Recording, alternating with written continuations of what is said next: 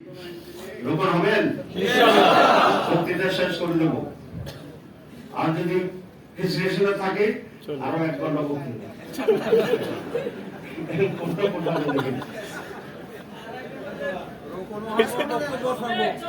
দুইটাই চলবে। ঠিক আছে, রোপণ হবেন নাকি জ্ঞান করবেন? আলহামদুলিল্লাহ, এটা আমাদের জন্য খুবই দুর্ভাগ্যজনক। এই যে সামনে যে চেহারাগুলো দেখছি, আলহামদুলিল্লাহ তাজা জীবন আছে। মৃত লোক আমি একজনকে দেখিনি এই হলের ভিতর।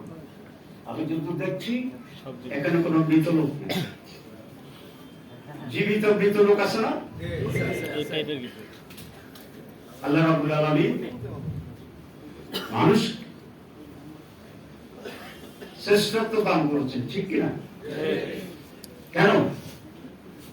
তার বিবেকের জন্য, তার শক্তির জন্য, তার বিদ্যুতার জন্য, তার কৌশলের জন্য, তার চরিত্রের। আমরা যদি আল্লাহর সৃষ্টিকে মিথ্যা প্রমাণ করে দিতে চাই, এর চেয়ে বড় দুর্ভাগ্য চ্যালেঞ্জ আর কিছু হবে না। আজকে কি হাজিরা যারা উপস্থিতদের নাম লেখা আছে? জি, থানা ভিত্তিক আছে? ঠিক আছে। 6 মাস পরে থানা ভিত্তিক এই তালিকায় যারা রোপণ হবেন না, মেহরবানি করে সিটি আমিরের সাথে এসে দেখা করে যাবেন। সিটি আমিরের উপর অনেক বড় বোঝা দিয়ে গেলাম। কত শত লোকদের দেখা করে আল্লাহ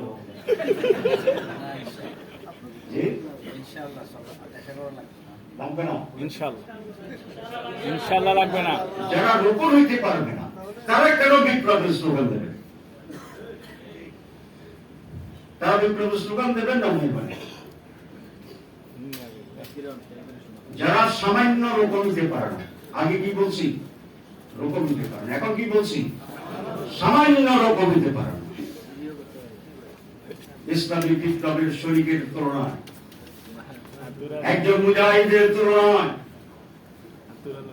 একজন বিপ্লবীর তুলনায়, একজন সমাজ পরিবর্তনের নায়কের তুলনায় রোপণিয়া খুবই সামান্য জিনিস। এই সামান্য জিনিস যিনি অর্জন করতে পারবেন না।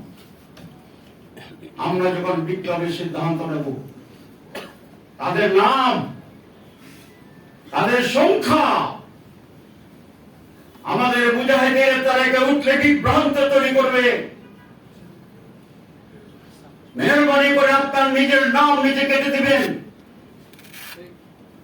যারাই বাকি আছে তাদের নিয়ে আমরা লড়াই সিদ্ধান্ত নেব। তাদের নিয়ে বদর হবে, খন্দক হবে, তাবুক হবে, এবং ইনশাআল্লাহ বাংলাদেশে পরিপূর্ণভাবে ইসলাম কায়েম হবে ইনশাআল্লাহ। আর সেদিন পূর্বে আকাশে দীপ্ত